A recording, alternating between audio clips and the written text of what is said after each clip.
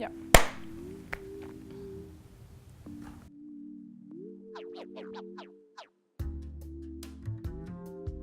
So my background lays in architecture. I'm an architect myself, and I really wanted to become an architect since I was a kid. But then when I started to study, I started to understand that I'm having problems of communicating my visions as an architect. So I failed many times of not understanding like why people don't get it. My drawings, my 3D models, my projects that I've put a lot of effort.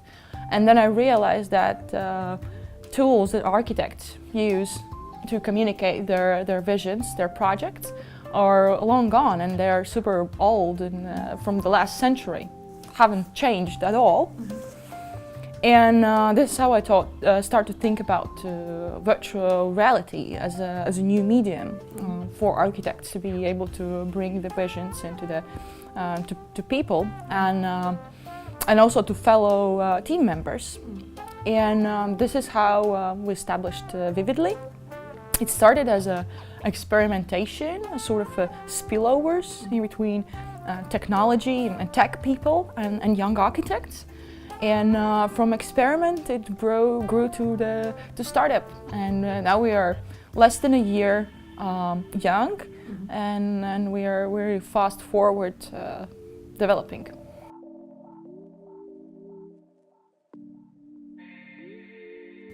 I wouldn't say that's a company that excites you that much, but that sort of atmosphere, that whole vision that enables you to meet so many people that really want to change something in the world.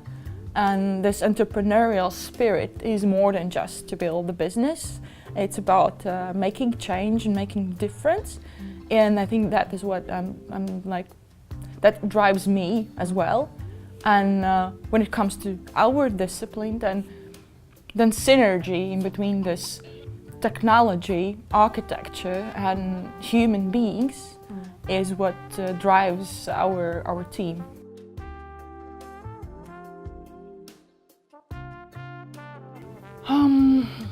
Well, there's always not obstacles, but challenges.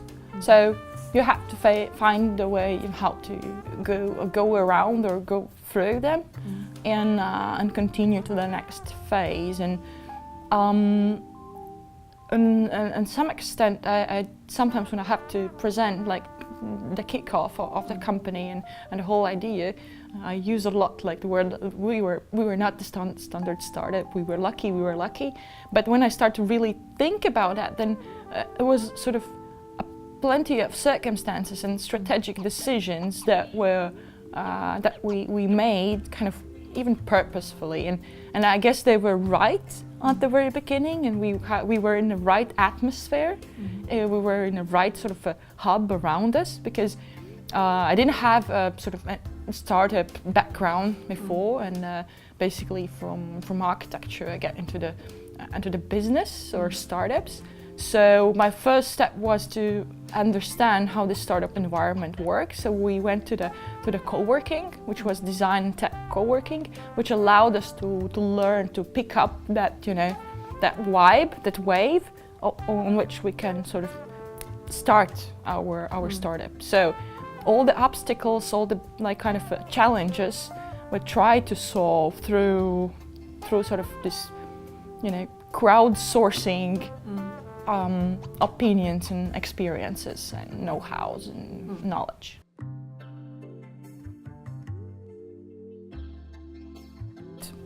Well, we're still I would consider us an early stage, but this year this 1 month basically we are part of a startup Sauda accelerator, which is really fast forward, very intensive 24/7 program, which sort of opened so much doors and understanding and where and on which scale we can continue in the next step. So I think that through those contacts we're gonna basically try to just jump into the market straight away, like get to the customers and work with them, like hands-on, sleeves rolled up, and build something, even cooler. I mean, we have started to understand that we are, all the time in startups, the timing is very, very essential. So we will try to catch it up with the help of our customers. So your company is located in Finland? For startups, the location I think is really not meaningful at all. Yeah. Okay. So we initially come from Riga, and that was our early stage phase up until now. Now we're in Helsinki, and from January we're considering to move to London. Because for sort of disruptive technology startups, you have to be together with your sort of market, with the best ones from the market, and architectural industry is really actually small and tight, and you have to focus on the density points, and so therefore we are relocating. But I think that's an awesome thing. You can keep the team small and flexible, and at the beginning, like Riga was perfect environment for like company to grow, and then when it reaches the point where you have to have this validation in like sort of global level, at least like European, regional, continental, you have to go straight to the market. You have to go straight to the customers. So you move your units like from one place to another in order to reach the maximum, in order to squeeze out like the juice of each place. Yeah.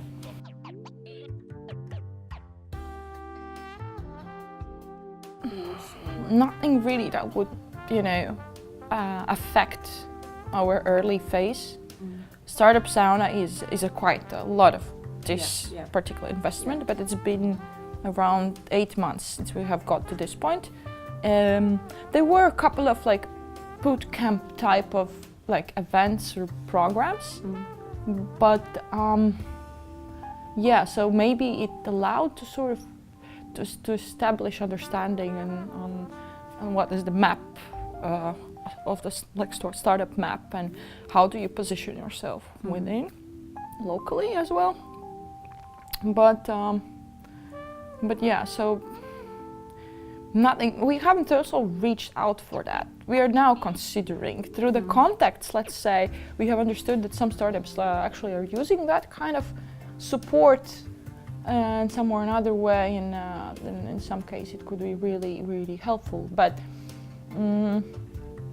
first of all, your first investor is your customer, and that helps you to validate. And this is how you you should make a business. And this sort of in startups there is this huge buzz around, and you've been like dragged into that kind of a cloud.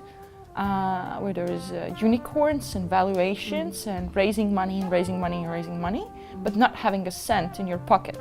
So I believe in that kind of, you have to do things that are not scalable, which means basically usual business, in order to understand what to scale. So this is how we also started. We just find the first client to work with. We just knocked on the doors and I said, hey, we have this technology. So when you have this beautiful architectural building, a concert hall in Liepāja, so we can do something about it. Would you like to take part? Of course they were like, yeah, because their values and mindset towards like also being global as a concert hall, as a venue, was ambitious. So it aligned. And that's how we get like a first sort of kickoff. And then also other type of services that we needed. We quite early started to brand our company, because we deal with architects, designers, creatives. So the details matter, and the positioning matter. Although a lot of startups would say you don't need the branding at all, and like after 3 to 4 years maybe you do something meaningful. So we invested in that, and this kind of collaboration with services, because of our way of expressing the vision and the product idea. We sort of shared, the same values, and that's why they were more, welcoming to us, and they were more please us in order to, to make it happen. So they helped us.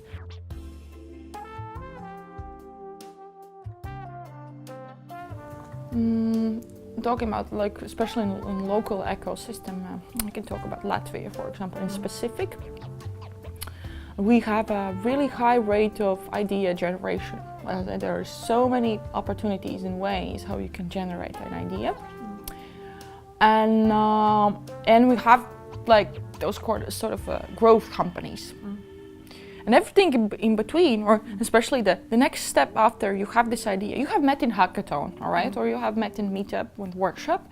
You have found that other two people to work together who have this idea. You even build a prototype. But then the next step, like for you as a team, basically to have a, routine of meeting each other for the next week, having a place where to meet each other. That's like we're gonna exchange emails and let's do that, but we exchange emails and nobody's actually paying attention, and then just wakes away. So this next step of building the physical even places where people can continue to work on their ideas in order to grow until that point when you're able to go for funding, because any of these, even private, public institutions or services, they don't. I mean, they need some sort of credibility. They need to see that it's worth to invest that money. And two guys and one girl. After hackathon, who have this idea and have no market validation. Maybe have some numbers, have something that is working, can't really reach that point, even for a couple of thousand, right? So to cover their working space costs. So I think that's a huge sort of a break where it breaks, and a lot of ideas and a lot of ventures have been just die at that moment. And the second thing is, another thing will be, the second thing is the market presence. So, of course, for local economy, it's much valuable to have sort of knowledge intensive, a high value added ventures, companies, startups. But these kind of startups usually have this kind of disruptive sort of technology, and perhaps at this moment when they grow, they have a really niche of the market. And in local ecosystems, there is maybe one, two, or even none. I can speak for ourselves. So we are introducing virtual reality for architects, and in Latvia there's around 2,000 architects. But they're so sort of, into their daily job. They're not global themselves. So technology adoption in general in this industry is slow, and in that local environment even slower. So it's not possible to validate that kind of future technology with the sort of past thinking market, right? It's nothing bad about that, but it's just not the best ones in the world to build the technology for the future that would have this really huge value added. And that may be one, but another thing, the third one, is that, for example, basically we are disrupting construction architecture market. So we are looking into like 10 to 20 years in the future. And I have noticed that me as a startup entrepreneur, having this energy, let's do something, let's innovate. It can bring a lot of value and opportunities. But construction industry is run as a regular business, so they are sort of afraid of that energy, and so basically, what I would like to point out is the knowledge gap in between us as young entrepreneurs willing to do stuff and those experienced ones, those really matured businesses who really know the thing, who know how the market works, and they could really contribute to us. But this is not working because of some reason. Because I don't know, you made me as a really young female entrepreneur, right? I can't really please them in that their sort of diplomatic way of doing business in old way. So I just go, you know, and kick the doors, and I say, hey, let's do that. And then it's like, ooh, their fear of sort of a change or kind of dynamics is quite high, and that does not allow us to meet, and therefore we as a venture have to move outside to the markets, to the countries that have this kind of progressive, forward-thinking market presence where we can build with them the technology. So therefore the local ecosystem is actually losing the value of these kind of progressive, very, very knowledge-intensive and investment-intensive startups.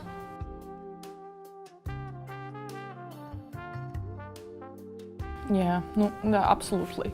Yeah. That's the first thing you should do. You should just go there and be with those people and just observe that mindset in order to understand. I mean, understand how that thing works, and also, so we grew out from Riga, and startups in Latvia were the community, let's say, that had this global thinking. So me coming from architectural world, I thought, I mean, I was disappointed in this sort of, you know, conservative thinking and no global ambitions and so on. So startups is something like super opposite, and that just opens because people are traveling here and there. They're like all the time on the move and bringing knowledge in and out. So this was like the spot where you can just source this kind of global vibe and not like look from to the world like from your perspective on the ground, but actually have the world, you know, in your hands and seeing, okay, San Fran, London, Tokyo, Hong Kong, you know, Sydney. So it's everything here, right? How does it move, right? And that's why, all right, architecture, construction, well, these regions are really growing. It means like, so you can analyze the world from that perspective. By just having that mindset, you start to look also in your industry from your perspective and how globally it can, you know, grow and what kind of doors I have to open.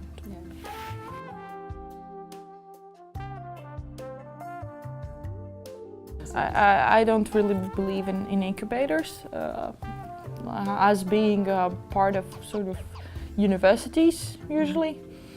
Don't get their point. I would understand the sort of monetization, commercialization of university, you know, ventures that grow out, but I don't understand the point of incubators. I don't understand why you should, like, you know, just split it in such a small pieces, because I mean, whether you do a startup or you don't, I mean, it's just in and out, and it's so fast forward that you don't have like 1 year to incubate, another year to accelerate, and it's so easy to get lost in those maps because there's just a couple of good accelerators, you know, that really give you value and also then take equal amount of value. But there are so many that are just, you know, give you kind of services and take part of your company. That's it, and you go. So yeah, so I haven't experienced. I think that actually this being a part of co-working space, a hub where designers and creatives meet tech people, was the best sort of acceleration that you could have when speaking with them, and also already starting to do things. Just, I mean, I mean, yeah, depends on, let's say, readiness and courage of entrepreneurs, I guess, because like these incubators and accelerators, sort of, they kind of embody more safety, but startups is not about safety at all. It's about huge risk on any side. So you better fail fast. Yes, not like you take 3 years of incubation and then you finally bring that to the customer and there's nothing. Because yeah, these programs, from my experience of like, I've talked to some fellow entrepreneurs, it's just, yeah, they kind of keep you in that incubation and don't really inspire you to go out or don't really bring in your customer. So that relation. I mean, generalizing now, but still I have this kind of feel. Then rather you come to the, any kind of conference and prepare for that conference very well. Yeah. Here, you're meeting the local companies, you're meeting the local investors and mentors, and you have the incubator in 2 days.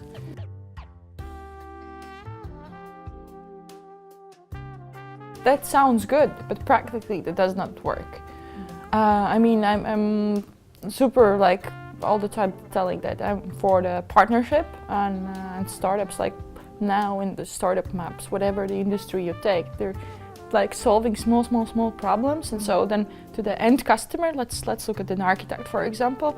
There's like plenty of things, like one solves your calendar, another helps you to sketch, another helps you to present your project, and so on and so forth. So you have like the wide range of it. So startups should rather, join it for the customer sort of friendly way, as a package, as one product, or as something that you can offer. So I think this is the way to go, but it's not really developed, that kind of skill of partnering, of clustering, and then startups, get confused, because startups are not always just about like super like entrepreneurial and so forth. It's your idea, and you kind of own that, and you have this ownership feeling about idea, and you get it attached to your solution, and it's like the best, and you don't think about the sort of customer perspective, whatever usability of your product in the context, in the services in general. So every startup kind of fights for its own. And just after, let's say, now it's like it's going to be soon a year, a little less than a year, and we're starting to figure out like how really practically do that. I mean, how you can really trust in partner and arrange that to have like both of you have been benefiting, and how both of you have advantages, on that collaboration. So, how to facilitate that? It's just by sharing these kind of, inspiring that you have to share, you have to cluster, you have to be open. This is one of the key points that I usually mention as for like 9 points of my like short term, in the startups, which is inspiring the difference, the clustering, the openness, the shareability, because just those things are creating you global, basically, because you're able to combine the stuff in order to like make business for your customer, and to him, not just solution, not just your thing, but kind of make usable stuff.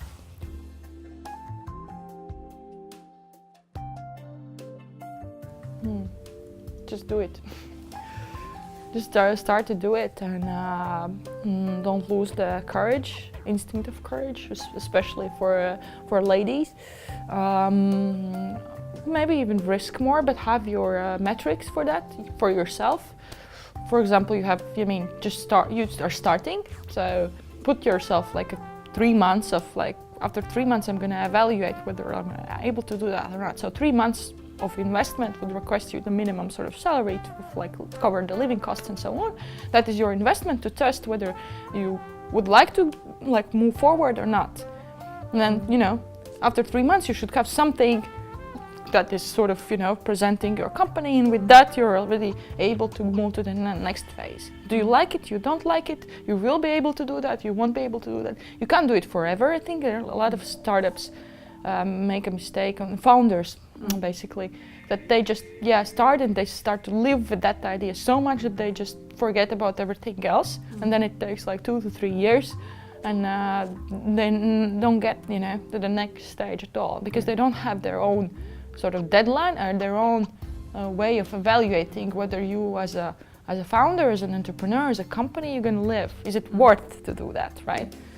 Because it's not about just realizing your idea. It's about really, you making yourself wealth and growing as a personality and everything. You have to test whether you like it or you don't like it. You will be able to do that or not.